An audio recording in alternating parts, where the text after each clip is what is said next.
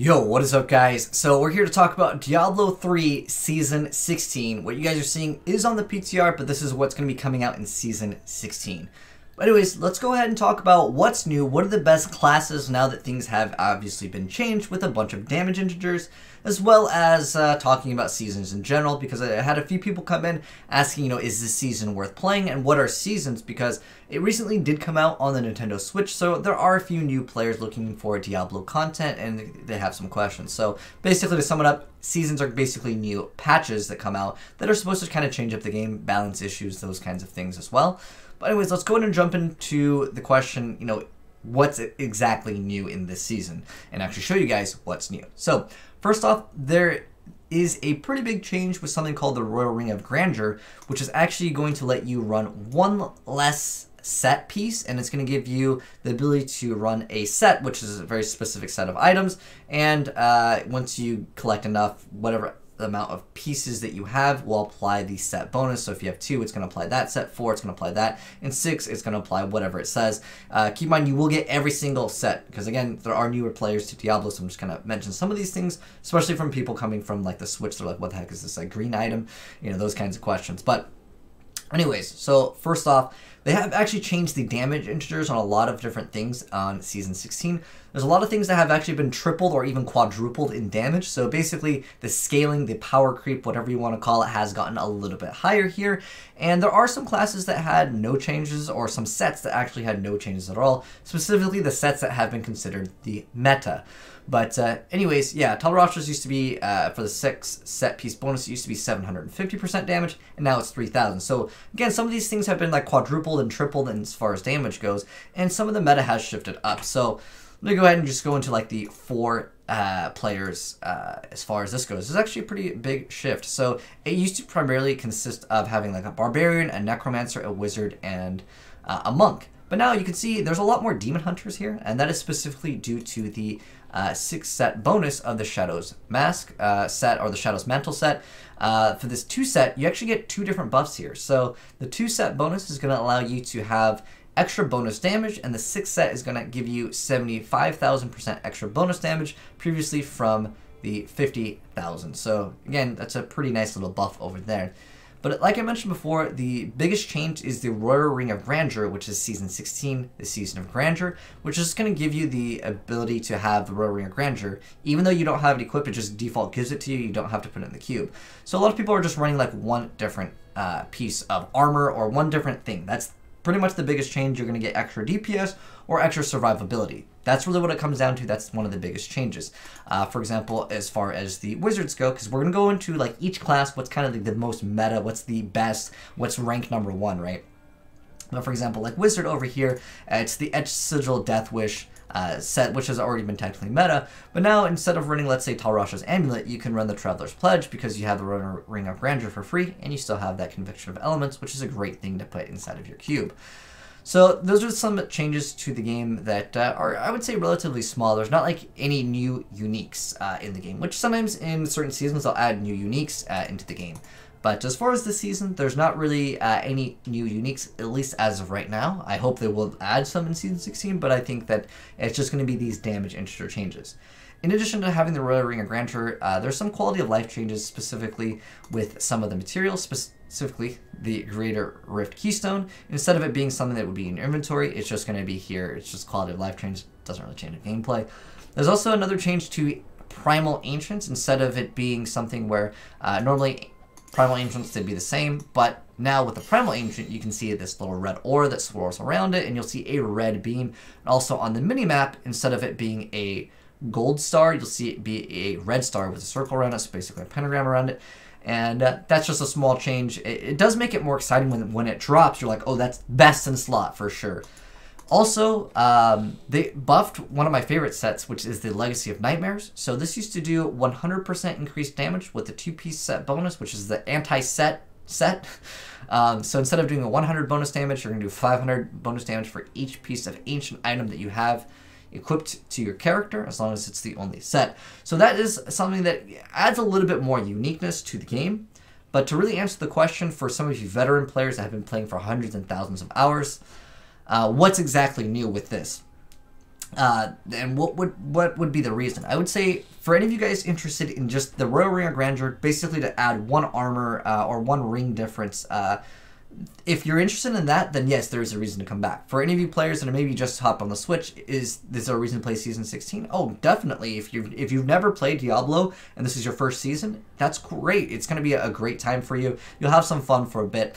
But I think a lot of us players that have been playing for hundreds of hours, we're just kind of burnt out. And is the new Royal Ring of Grandeur that much of a change to the game? I would say not necessarily for everyone. For me personally, I just feel like there's a kind of a lack of content. I've been dry in the Diablo section for a really long time. I think a lot of us are thirsty for some new Diablo content. And I've been pretty much just playing Diablo 2. Those of you guys that follow me on my stream know that we've been playing on the Neely's Diablo server. And, you know, there's a lot more new content to the game, whether it's playing on these private servers like Reaper of Souls and stuff. There's just a lot more things for us to do. Look at this little Christmas tree. That was kind of cool that they added that. But we're here to talk about D3.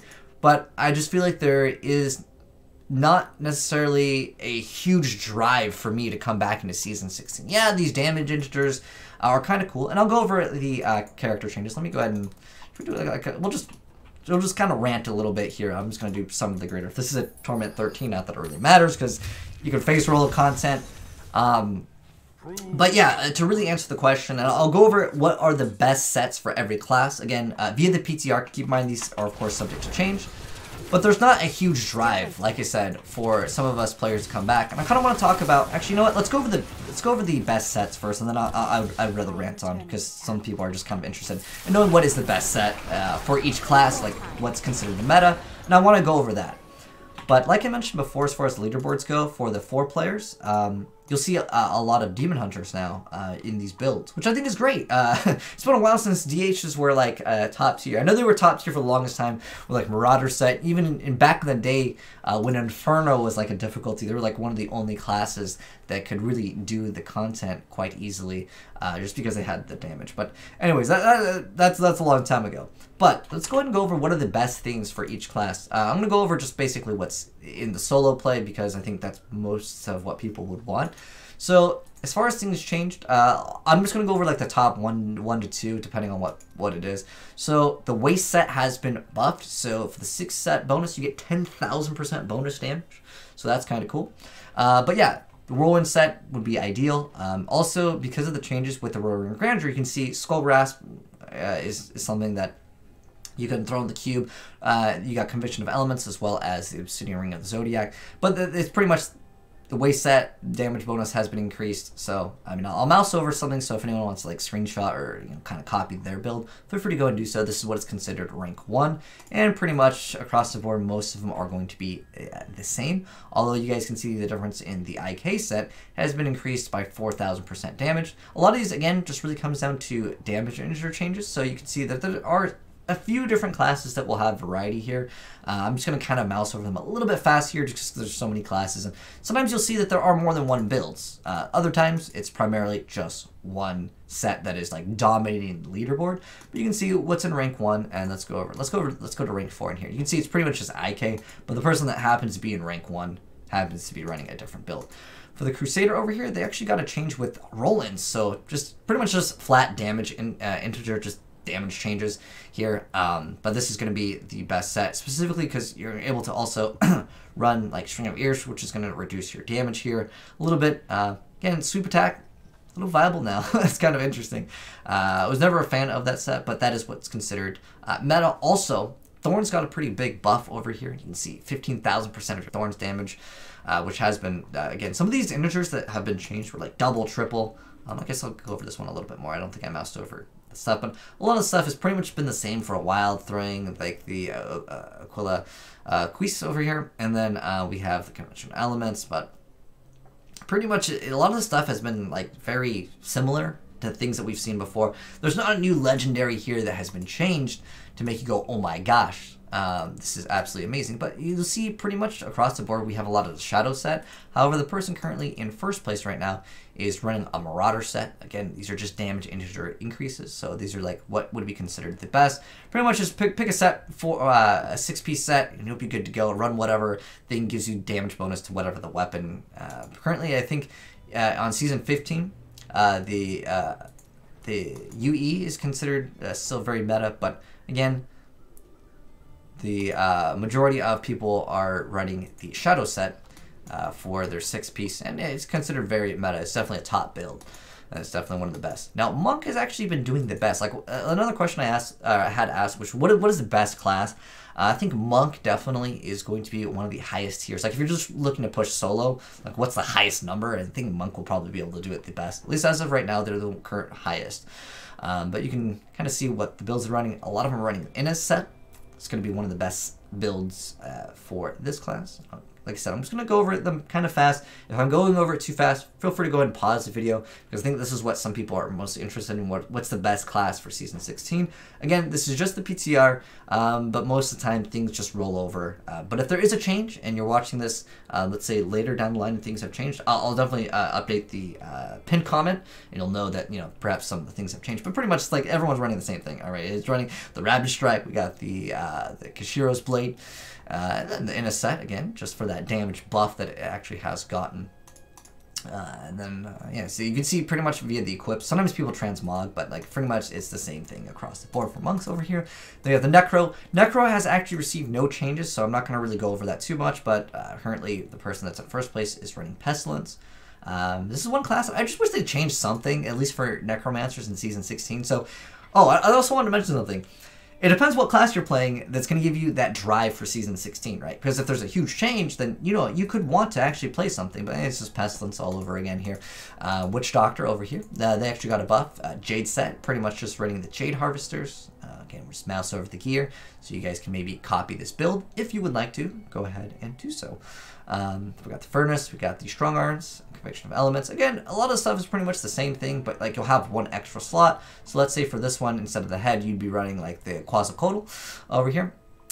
But pretty much it's, you know, same kind of things. Again, I'm not going to go in depth on every single different build that's there, but pretty much that one is all Jades. For this, we got the Talrashas. I think I did kind of mouse over this one, but this is just the Etch Sigil, Grand Vizier, Conviction Elements. Mouse over what is considered, like, you know, the best for each class. But anyways, now that that's kind of out of the way, kind of want to just rant off on like certain things that I would like to see change, because this is also giving them feedback, because of course that's what the PTR is for, to give the developers as well as content creators that feedback. So one thing I would like to see as far as changes go, because again, some of these changes that people are asking for example, like I would like to see Druid in Season 16. Yo, I would too, man. I don't, not disagreeing with you, but that's unrealistic, I feel. Like, even if they were to like sell the Druid in Season 16 as a purchasable DLC pack, like the Necromancer, 100% okay with that. I would be 100% okay if they started selling microtransaction, like cosmetic only items. I'm talking about rings and stuff like that. I'm sorry, wings, not rings, but wings, as well as, let's say, like banners, those kinds of things. I'm totally fine with. I feel like they perhaps need to monetize the game in a way. But also, I would love to see mod support, like Torchlight 2. I feel like the communities could definitely create a lot of great content for this game. Even if it was private servers, I don't believe that there's any private servers to Diablo because everything's server-side based. But anyways, I would love to see that. I feel like pretty much all the changes for a lot of us veteran players, and again, to answer some of the questions, you know, I haven't played Diablo in 2 or 3 seasons. Is this season worth coming back? If you were happy with what you had last season, or like the previous seasons, then by all means, like, sure. But there's not a huge drive to actually come back and actually play. By the way, if you're wondering why there's so many legendaries dropping, they have a buff for the PTR, okay? That's just going to give the drop chance to make it a little bit higher. But I really feel like they need to add something, like, let's say, for example, let me give you some suggestions here that I think that wouldn't force them to actually, like, create new content, if that makes sense. A lot of these are just basically damage integer increases. Like I mentioned before, like some of these sets just got buffed double and triple. I feel like there needs to be a desire to pick up yellow weapons, because as of right now, literally there's no point of yellow weapons to be in the game after you've hit max level. At that point, they should all just be instantly created into the veiled crystals, and you should walk over and they should just be auto picked up, because they're just like worthless, right? For the most part, unless you're rerolling stuff. But that just comes down to being a veiled crystal at the end of the day. There's no point of picking up yellows. Yellows need to be double or quadrupled to even be considered to be something that you would want to run. Even then, are you going to run a yellow item that just has an extra like 400, like even if they doubled or quadrupled the stats, having the 100%, because obviously the set of like the Bastions of Will, here the Focus and Restraint set, would you really lose 100% damage over having like a double intelligence? I don't think so. You need to make a reason to pick up yellows and other things in the game. That would be pretty cool. In fact, in D2, I remember when we had like really cool crafting things with the cube, like those orange items, but I'm not asking for that. I think asking for that is a little bit too much. Just give us a reason or a desire to even pick up certain things in the game. That would be really cool if they did that. Even like blue items in D2 had like plus something to all skills, right? That would be something that I think that would give us a desire to even pick up these yellow items, because as of right now, there's just no reason to. Another thing that would be really cool, I don't know if this would cause, this might be something too difficult because it would cause too many issues with certain bugs. But I know that there are certain items that give you, let's say for like Electrocute, you gain an extra rune, right? Instead of it giving you like an extra rune, why not just give us like at like level 70, it's like we've ascended or something like that. And we can actually select two, we can just actually select 2 different runes and it would do both of the things.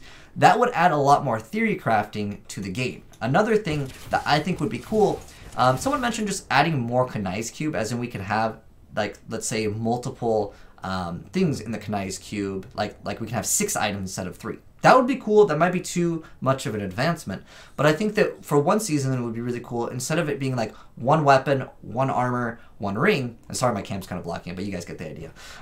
But instead of it just being like, you know, you choose 1 from each slot, why not just 3 of any?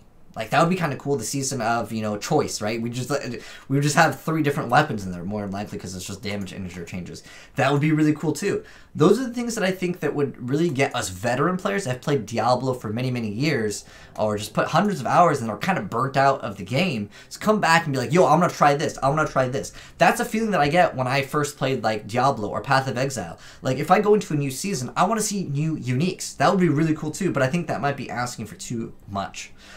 New uniques as in. But as far as like them just changing this so you could just run like even just running like 2 things in the armor selection. How many of these things are just worthless though? There are so many things like picking up gold grants XP. I know some people do those kinds of things for some of the vault runs, but for the most part, like there's so many things like homing pads. Who's running homing pads? Make some of these, change some of these to maybe like when you cast Town Portal, it does a huge explosion around you. I don't know, modify some of the things that have already existed into the game to make it so people are going to be willing to try some of these. Like there's so many useless things in the cube. Or even just giving us the option to run more than 1 in the cube. That would actually incorporate theory crafting and get some of the veteran players to think, you know, be like, well, I want to run this versus, yo, I'm just going to run the 6 set bonus. I mean, I whatever, what's the best for every class. So, like, there are people just going to go, okay, what's the best for Wizard? Okay, you know, just go ahead and go hero details. All right, so I need Talrashas and then run Death Witch at Sigil, Grand Vizier. All right, there we go. There's no creativity in that. And I really would like for them to be able to be like, all right, there's a lot more builds. Like, even though they're trying to buff some of the different sets to make it so like more sets are kind of on equal grounds, I still feel like there's a lack of content here. For us to wait 4 months and just get a change of War Ring or Grandeur, I totally understand what people complain about on the forums. Just damage and interchanges, and that's pretty much what this game's about. Like, look at this, Unstable Scepter. Okay, so you use Arcane Orb, and it's just flat out extra damage, right? Now here with this item, your signature spells do more damage, and then they increase the damage of Arcane Orb. Again, it just comes down to damage interchanges versus certain things that would really modify. I remember in D2, I'm just going to open up D2 for a second. I don't have the item, but like there's an item for the Sorceress to be able to turn into a bear. There's a lot of other things in the game that are really cool. By the way, if you're wondering what the name of this mod is, it's the Anile server. I've been playing a lot of Diablo, too, in fact, because I'm just starved for Diablo content. And for anyone, oh, I should have mentioned this at the very beginning of my video because it always happens. If someone says, like, yo, play PoE. All right, I played Delve. I got an 89 Assassin, a Flicker Strike, and I will be playing the new Path of Exile stuff as well. I just want to mention, I do enjoy Path of Exile. I know about that game. I love it. I just love Diablo as well. I love Diablo 2, Diablo 3, Diablo 1. And I just really was starved for content. And in fact, when before BlizzCon, I've been streaming D2, and I'm like, dude, I can't wait for them. They're gonna announce D2 remastered, and I was hoping that they would add new things to Diablo 2. Maybe they had like a D2 remastered plus, maybe a new act, something. I don't know. I was just really hyped for Diablo content. But then like there was really nothing for us to really grasp onto. They didn't mention anything about Season 16. Although now we have Season 16 as far as the PTR. We know what's going to be in Season 16 here. Keep in mind, all the information I'm giving you guys is for the PTR. Things are, of course, subject to change, but usually it just rolls over for the most part within some small little tweaks. There's just not a huge desire for me to jump back into the game, and that's what I want. I want to see some new stuff. I want to be excited. I want to see new things drop, and I'm like, yo, what's that? An easy change, again, for some of the rings. Like, could you imagine a ring with, like, 20% chance to crit? Like, then we would actually run some of these yellow items, and we could maybe make different builds here in the game.